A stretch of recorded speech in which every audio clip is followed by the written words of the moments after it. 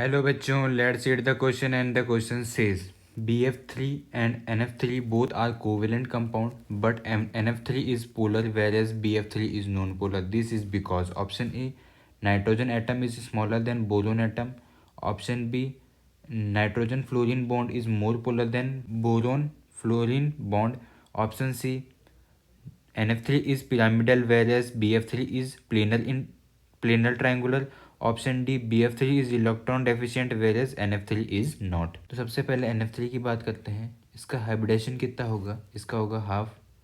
Valence shell के अंदर nitrogen में इलेक्ट्रॉन होते हैं 5 प्लस यहाँ पे मोनोवैलेंट जो स्पीसीज हैं जो है हमारा फ्लोरीन, उसका नंबर है 3। तो ये आ जाता है हमारे पास 8/2 which is 4, that is sp3। Hybridisation हो जाएगा इसका। इसका जो स्ट्रक्चर बनेगा वो बनेगा पिरामिडल शेप का। BF3 की बात करते हैं तो इसका हाइब्रिडाइजेशन हो जाएगा हाफ। वैलेंस शेल में कितने इलेक्ट्रॉन हैं? इसके 3 प्लस मोनोवैलेंट स्पीसीज हैं इसके पास भी 3। तो इसका जो आ जाएगा नंबर वो है हमारे पास 3। तो ये हो जाएगा हमारे पास sp2। तो जो बोरोन फ्लोराइड का स्ट्रक्चर हो जाएगा वो हो जाएगा कुछ इस प्रकार। ये प्लेनर स्ट्रक्चर बनाता है, एक ही प्लेन में होंगे सारे और तीनों 120 डिग्री के एंगल पे सेट होंगे। इन तीनों के बीच में जो गैप होगा वो होगा 120 डिग्री एंगल का। अब ये जो NF बॉन्ड है, नाइट्रोजन फ्लोरीन बॉन्ड, इसके अंदर फ्लोरीन की इलेक्ट्रोनेगेटिविटी है नाइट्रोजन से ज़्यादा, तो उसकी वजह से नाइट्रोजन पे आ जाएगा partial positive charge and fluorine पे आ जाएगा पार्शियल नेगेटिव चार्ज। अब हमें पता है डायपोल मोमेंट की डायरेक्शन होती है फ्रॉम पॉजिटिव टू नेगेटिव। उसी तरह बोरॉन एंड फ्लोरीन का जो बॉन्ड होगा उसके अंदर फ्लोरीन की इलेक्ट्रोनेगेटिविटी ज़्यादा होगी तो उस पर पार्शियल नेगेटिव एंड बोरोन पर आ जाएगा पार्शियल पॉजिटिव।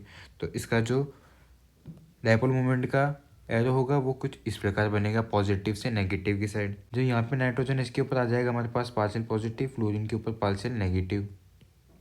तो जो हमारा बनेगा डायपोल मोमेंट का वेक्टर वो बनेगा कुछ इस प्रकार से। और ये इलेक्ट्रॉन पेयर जो है वो भी एक डायपोल मोमेंट क्रिएट कर रहा होगा। BF3 के अंदर बात करें तो यहाँ पे जो डायपोल मोमेंट का वेक्टर है वो कुछ इस प्रकार बनेगा। BF3 में क्या होगा कि ये जो तीनों वेक्टर हैं वो है 120 डिग्री के एंगल पे, तो इनका जो रिजल्टेंट वेक्टर, हम अगर इनका रिजल्टेंट निकालते हैं तो वो आता है हमारे पास डायपोल मोमेंट 0। उसी जगह NF3 की निकालते हैं हम तो यहाँ पे डायपोल मोमेंट काफ़ी कम आएगा, बट यहाँ पे डायपोल मोमेंट 0 नहीं होगा क्योंकि ये जो इसके डायपोल वेक्टर्स हैं वो एक दूसरे को कैंसिल तो कर रहे हैं पर कंप्लीटली नलीफाई नहीं कर पा रहे हैं, जिसकी वजह से यहाँ पे डायपोल मोमेंट कुछ ना कुछ होगा। अभी जो डायपोल मोमेंट आ रहा है उनके पीछे जो मेन रीज़न है वो है इनकी शेप।